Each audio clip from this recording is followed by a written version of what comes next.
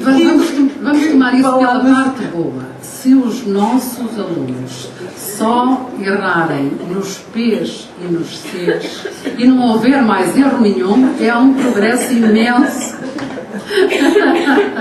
Não, essa questão é absolutamente pertinente. Eu acho que o acordo ortográfico, que na minha perspectiva não seria necessário e terá alguns inconvenientes, mas acho que podemos transformar isto num momento de investirmos no português e no ensino de português e levarmos esta questão a sério.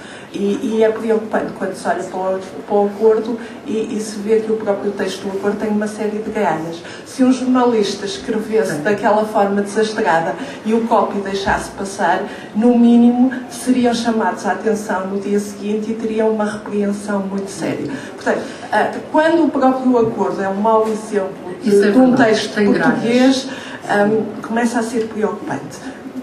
Mas a partir de agora, se o acordo for para implementar de facto, acho que pode ser uma oportunidade de investirmos a sério no português. E quando às vezes as pessoas dizem agora bebê pode-se escrever bebê ou bebê. Aí não é verdade. Mas há pessoas que dizem mas isso é uma outra questão. Diz-se muita coisa sobre o acordo que resulta de nunca terem lido o acordo e é mais do que se ouve dizer, não é? Neste caso não há qualquer dúvida. Mas eu ia dizer isso, porque as pessoas dizem isso, mas escrevem bebê com 2 acentos. Pois, claro.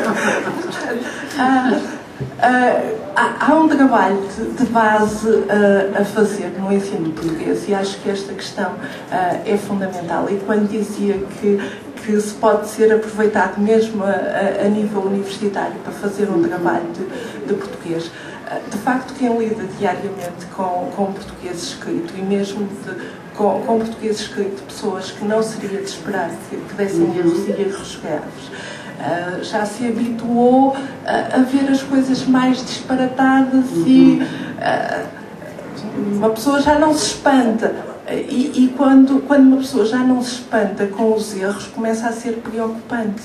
Se o objetivo do acordo é dar uma projeção internacional maior ao português, coisa que eu duvido que consiga, temos de começar do princípio, que é ensinar corretamente. E as pessoas têm de escrever corretamente. Se esta atenção toda ao acordo servir para dar mais importância ao ensino da ortografia, porque a ortografia parece-me ser aparente pobre no ensino do português. Até por uma razão. As ortografias, os sistemas ortográficos, pensando só nestes da Europa Ocidental, são de 2 tendências, ou de tendência fonética ou de tendência etimológica. Nunca são só de uma das tendências. A ortografia portuguesa é de tendência fonética, enquanto, por exemplo, o francês e o inglês são de tendência etimológica. Não tem muitas diferenças relativamente ao inglês clássico, tal como foi estabelecido, porque exatamente a dimensão etimológica é muito forte. O português, desde aquela gramática do Fernando Oliveira, foi sempre muito de tendência fonética, de reproduzir com alguma proximidade as características fónicas da língua. É evidente que isto dá um desfazamento, porque a língua está sempre em mudança. Para além da mudança no tempo, muda no espaço. E um falante do português de Braga não fala como um falante de português de Lisboa, ou do Algarve, ou da Madeira, ou dos Açores. São formas de falar diferentes, com uma ortografia que era mais próxima de uns casos e mais afastada de outros. E por isso, nós de algum modo, deixamos que a questão da ortografia não era preciso prestar muita atenção, basta olhar para lá, já se sabe como é que se lê, como é que se faz. E os professores acabaram por prestar atenção a outras coisas, não à ortografia. Nós não temos, por exemplo, um costume muito anglo-saxão, que são os concursos de ortografia, os miúdos não de ortografia, de... Spelling. É o spelling, que eu queria em português, não é em inglês, de soletrar os concursos para soletrar palavras difíceis. Porquê é que fazem estes concursos? Porque, exatamente, como é de base etimológica, os miúdos têm que memorizar. Têm que memorizar as palavras. Os nossos também vão ter que memorizar as palavras. E não faz mal nenhum. Pelo que nós sabemos até, parece que memória ajuda a prevenir Alzheimer, não é? Portanto, vamos usar a memória para prevenir tudo e mais alguma coisa.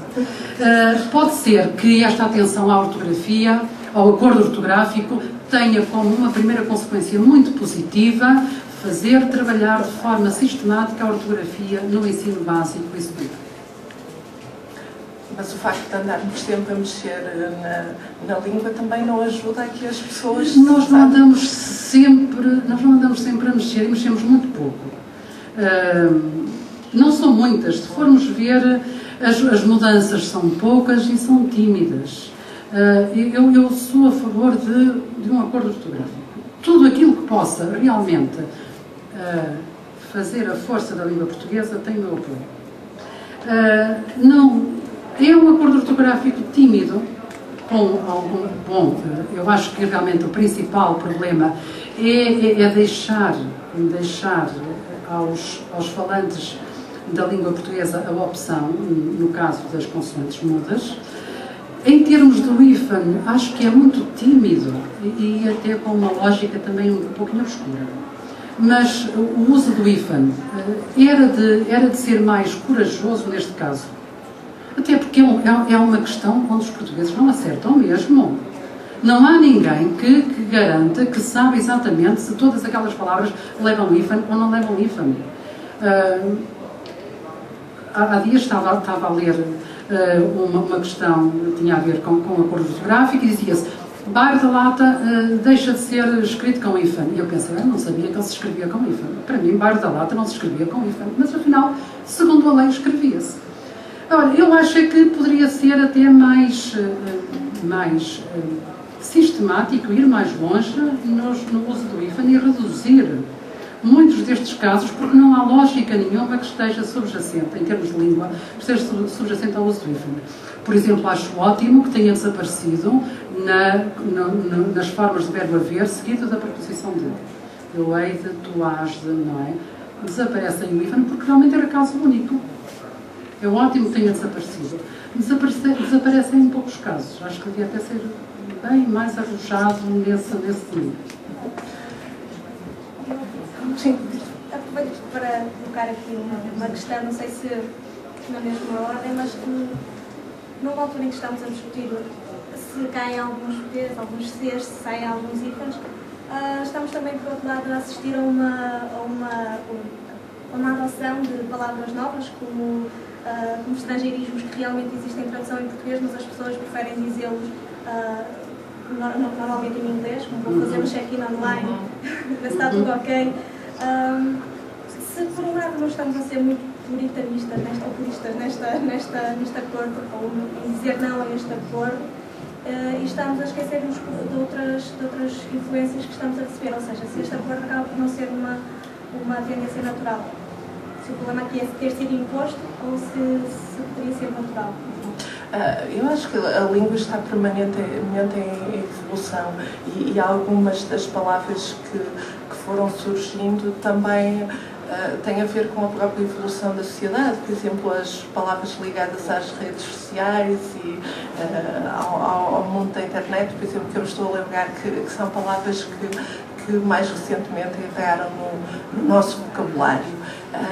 E não se pode imaginar que a língua não evolui, que há os dicionários fechados, portanto não entra mais nenhuma palavra, o que está lá é para manter como se fosse um relicário. Agora a questão é, a língua é feita por quem a usa. E no caso do acordo ortográfico está a ser imposto de cima para baixo. não é? E a existência de múltiplos movimentos contra mostra que não existe um consenso em torno das alterações que vão ser feitas, que as alterações não emanam de um desejo das pessoas e de uma necessidade das pessoas, é de cima para baixo.